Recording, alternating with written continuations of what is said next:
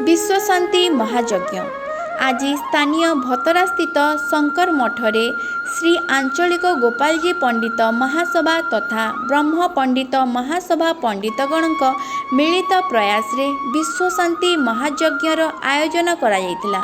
यज्ञ रे हाराहारी 21 जोड़ी जजमान स्वस्तिक उपस्थित होई स्व स्व यज्ञकुंड रे विश्वशांति पाई आहुति प्रदान करथिले। सकाल 8 घंटार यज्ञ कार्य आरंभ होई अपराह्न पर्यंत मंत्र उच्चारण सह पूर्णाहुति कार्य संपन्न होइतिला।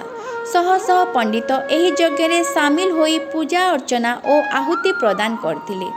विशेषकर सनातनी हिंदू धर्मर परंपरा और संस्कृति को उज्जीवित करने सह समाज रे न्याय धर्म सहनशीलता आदि कार्य सह जनसाधारण सुख और समृद्धि कामना करा जायतिला।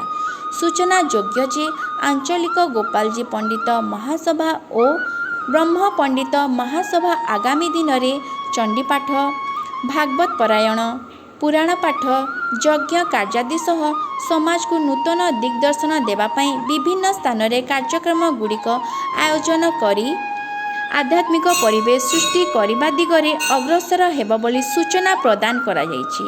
एही यज्ञ कार्य पंडित सर्वश्री रविनारायण पंडा बंशीधर मिश्र कृष्णचंद्र पाणिग्राही राकेश मिश्र पंडित अमरनाथ मिश्र प्रमुख सक्रिय सहयोग करथिले।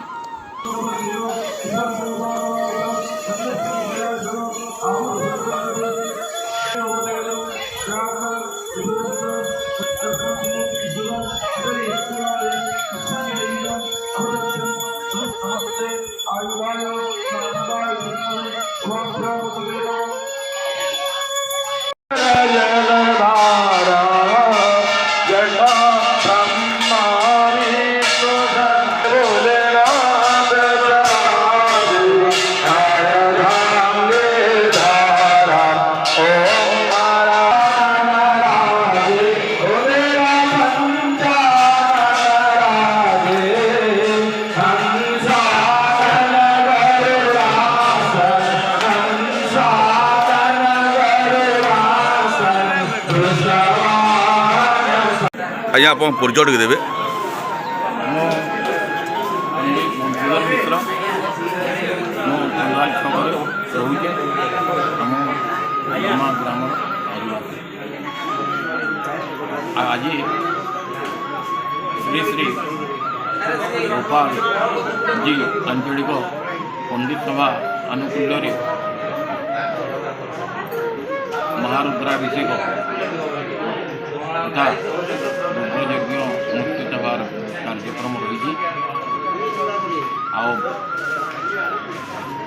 समस्त पंडित मान सहयोग आज रुद्राभिषेक कर्म कर विगत 2 वर्ष आगु महामारी आज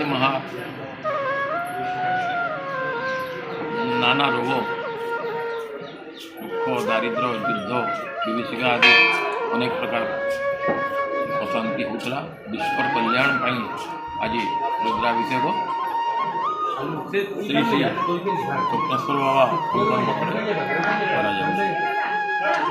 कल्याण हो जगत मंगल हो यह आम एकांत